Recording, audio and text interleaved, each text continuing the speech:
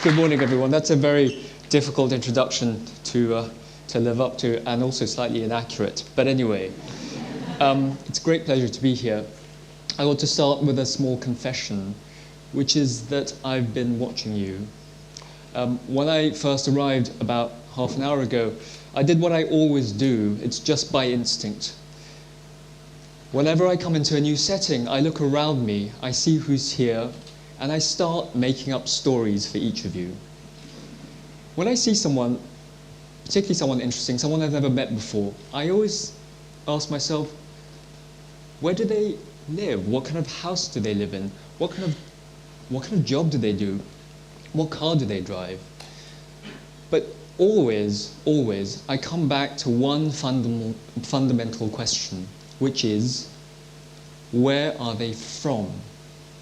And that always gets me thinking about something that I've been grappling with for pretty much as long as I can remember, which is the need to leave in order to find home. I come from Malaysia. I grew up in a comfortable suburb of Kuala Lumpur, the capital city. Back then, Malaysia was quite a poor country, 20 years out of independence.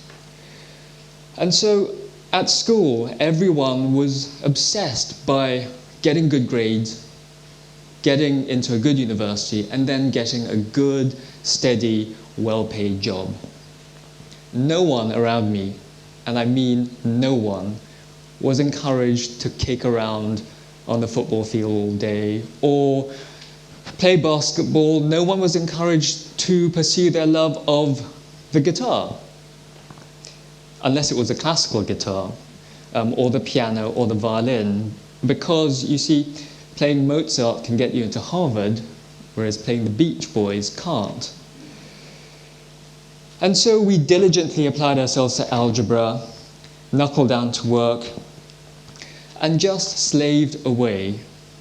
It's the kind of education that modern liberal parents these days find difficult to believe, but I can tell you it was utterly true. The only thing that wasn't true about it was that it wasn't just the mums who were tiger mums, the dads were pretty scary too. But why were they so anxious for us? Why were they so strict about what we did do or didn't do? It's something I worked out only years later, and it has to do with the idea of leaving and finding home. My parents were born in small villages deep in the heart of the Malaysian countryside, surrounded by jungle and rubber plantations, very far from the nearest town. They were some of the lucky ones. They escaped, got decent jobs, and moved down to the capital city. But here's an important detail. My grandparents, both my grandfathers, were immigrants from southern China. They had come to Malaysia, fleeing famine and war, to start a new life in a weird, strange new country. And so they had instilled in their children, my parents, a desperate need to establish roots, to build a solid, settled existence, free from upheaval. And that's the thing about jobs such as the ones that my parents wanted for me. Being a doctor or lawyer means a settled life. It means security, not just from a financial point of view, but from a lifestyle point of view. You have a clinic, an office, a place of work that doesn't change from week to week, month to month. It's all about staying and not leaving. And as the children of immigrants, my parents wanted to stay. Now, I came to England when I was 18 to attend university, and I found that almost everything was strange and bewildering. I arrived thinking that everyone at university would be speaking English like Mr. Darcy out of Jane Austen. But instead I found people speaking with accents from Glasgow and Liverpool, which I just couldn't understand, and that made me feel as if I actually couldn't speak English at all. And in the first term, in winter, it was so cold that people started to put their milk out on the windowsills. I don't know if you've ever seen this, but you will when you get to university, the students amongst you. The damp, I remember, got into my bones.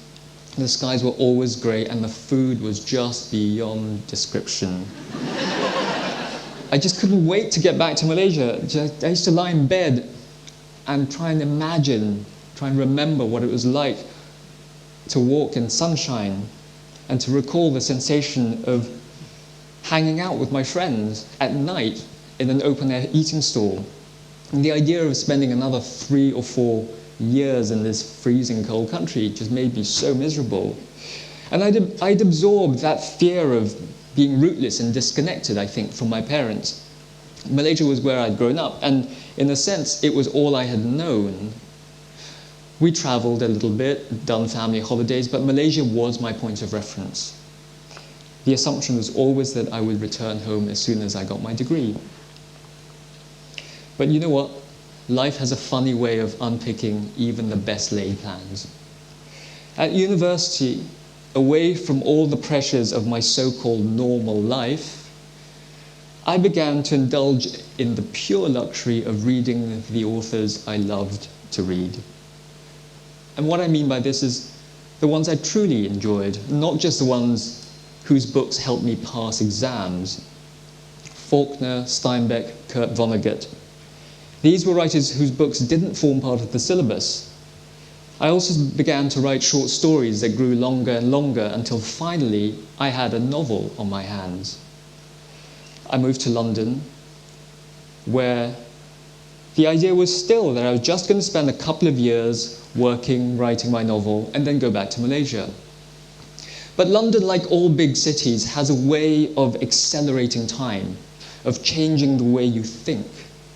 2 years quickly became 4, 4 years became 8, and now, 20 years after first arriving in England, I'm still here, still trying to work out a way of being Chinese and Malaysian and living in London all at the same time. It's pretty exhausting. Moving from one country to another changes a person's mentality so fundamentally that even the most basic of notions, things you take for granted, who you are, where you're from, these become altered beyond all recognition.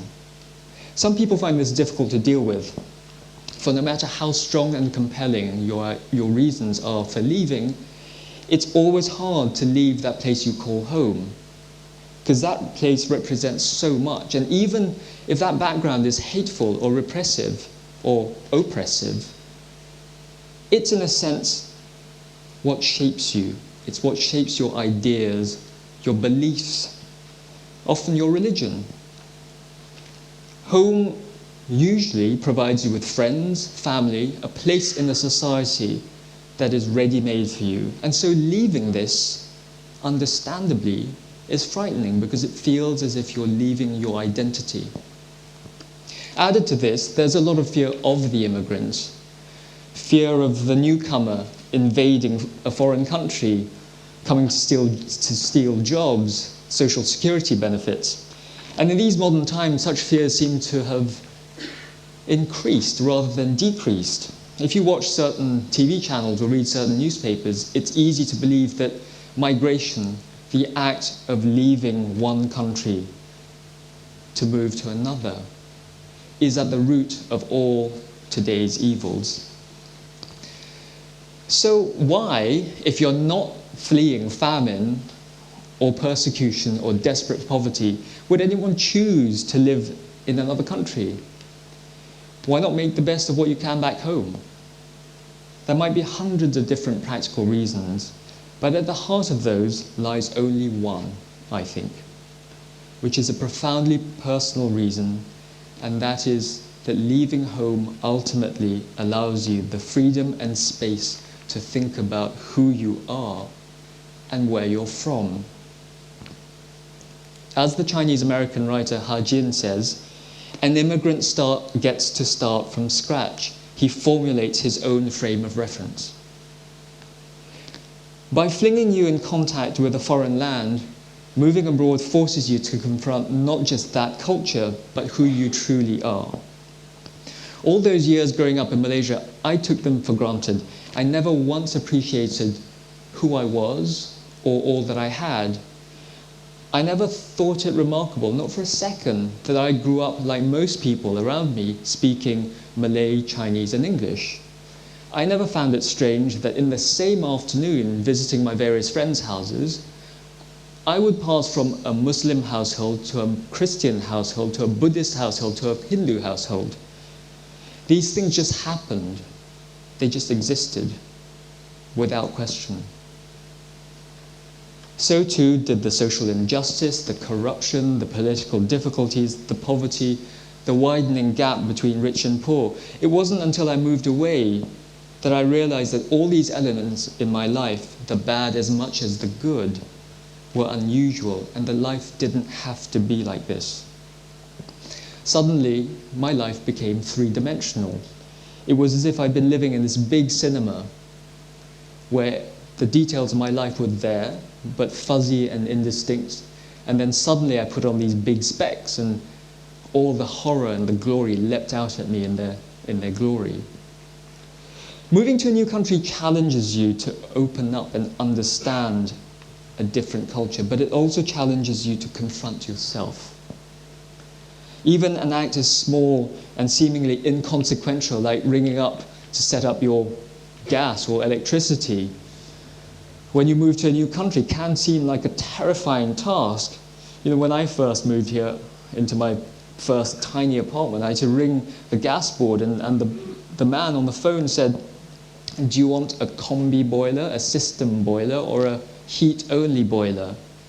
I had to explain that, I came from Malaysia where it's 30 degrees outside every day. I thought boiler meant kettle. If you move abroad, even if it's only for 3 years, even if it's only for 1 year, 6 months, it will change you, because you cannot escape the negotiations of these little cultural gaps that happen on a daily basis. You'll learn a new language, you'll drive on a different side of the road, the wrong side probably. Things that challenge the brain, but they also challenge your understanding of what is right and what is wrong. In other words, they challenge your understanding of yourself. So in explaining to the nice man at the gas company why I didn't know about central heating, I was explaining to him really about how I had grown up, about how I lived, therefore about who I was. It was a two-way flow of understanding. Now, all this is a confusing process, of course, because it makes home become a very different place from the one you knew at the beginning. Every time I went back to Malaysia during university vacations, it began to get stranger and stranger until finally I was reminded of Odysseus. I don't know if any of you have ever read the Odyssey, but there's a wonderful moment where Odysseus, who spent years wandering the seas, fantasizing about his home country as the most beautiful, wonderful place on earth, finally arrives home, and he doesn't really recognize it. "Whose country have I come to now?" he says. "Where shall I put all these goods of mine, and where on earth am I myself to go?" Living between countries and cultures always used to bother me, because it made me feel torn between different loyalties. But over the years, I think I've begun to make friends with this state of in-betweenness. And I think I've begun to appreciate my status as insider-outsider, because I think it makes me see more clearly all parts of my identity. For my parents and grandparents, staying in one place represented very lofty dreams. They were defined by their attachment to one single place. But for me and many other people of my generation and younger, this is no longer true. We live in a world of unsurpassed mobility, where more people than ever before are moving across borders for many different reasons. The challenge before us is, I believe, to harness this state of swirling cultures and influences and see it for its benefits rather than for its perils. And I think that to do so begins with a personal odyssey, daring to leave your home, as many here have done, so that one day you may return with a renewed, renegotiated relationship with that place that you call home, wherever you choose that to be. I'm going to end with a short quote by the great American writer James Baldwin, whose essays have hugely inspired my work, and who moved to Paris in the middle of the last century to escape the pressures of race and class in his own country. When he was abroad, he found much in common with other American writers who came from very different backgrounds to his. And this is what he had to say about the experience. The fact that I was the son of a slave and they were the sons of free men meant less than the fact that we were both searching for our own identities. When we had found these, we seemed to be saying that we would no longer need to cling to the shame and bitterness which had divided us for so long. Thank you.